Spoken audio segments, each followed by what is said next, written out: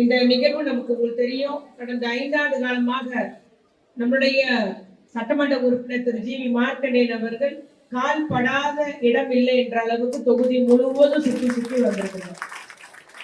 அது நம்ம ஒரு 6-8 மாசம் முன்னே அண்ணன் இன்னும் நீங்க எல்லா இடம் போக ஆரம்பிங்கன்னு சொன்னேன். அதுல இருந்து காலையில இருந்து நைட்டு வரைக்கும் சுற்றிட்டே இருந்து நீங்க எல்லாம் தெரியும். நான் தலைவர்கிட்ட போய் சொன்னேன், கிராம கிராமமா போய் மக்களை சந்திச்சு கொண்டிருக்கிறார் என்று.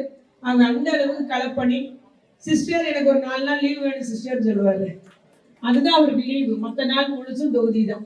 ஆகவே அந்த அளவுக்கு அவருடைய பணி என்பது 5 ஆண்டு காலம் ஓடி போனதே தெரியல.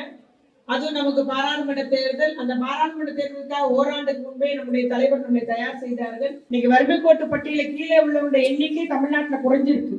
தனிநபர் வருமானம் அதிகரிச்சிருக்கு. நான் சொல்லல, முதலமைச்சர் சொல்லல, ஒன்றிய அரசுடைய புள்ளி விவரம் சொல்லுது. ஜவுளி உற்பத்தியில தமிழ்நாடு தான் முதன்மை.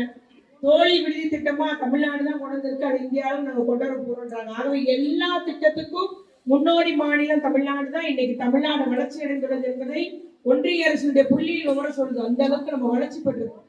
ஆகவே திட்டங்கள் எல்லாம் பயனடைஞ்சவங்க நிறைய பேர் இருக்கிறாங்க. கிராமத்துல கலைஞர் கனவு இல்லை, அது விளையாட்டு குளத்துக்கு அதிகம் ஒதுக்கீடு. எம்எல்ஏ இல்லை, அல்ல வேணும் அங்க வேணும் இங்க வேணும், எப்படியா தொகுதிக்கு அதிக ஒதுக்கீடு வாங்கிடுறோம் நம்ம. அதனால விளையாட்டுகளை, அந்த குடிநீர் பிரச்சனைக்கு ஒரு தீர்வு, நிரந்தர தீர்வு காணப்பட்டிருக்கு இன்னைக்கு விளையாட்டுகள் தொகுதியில.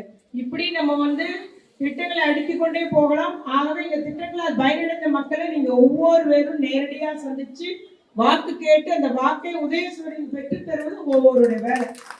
இப்பொழுது நம்ம இவ்வளவு நாள் விதைச்சோம் இல்லையா, பணியாற்றணும், உரமிட்டோம், தண்ணி பாய்ச்சணும், இப்ப அறுவடை செய்யக்கூடிய நேரம்.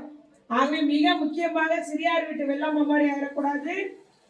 பக்குவமா ஒரு மணி கூட செதறாம, நம்ம ஒரு ஓட்டு கூட வீணாகாமல் அத்துணை நம்ம உதயசூரியத்தை பெற்றுத்தர வேண்டியது உங்க ஒவ்வொருடைய கடமை.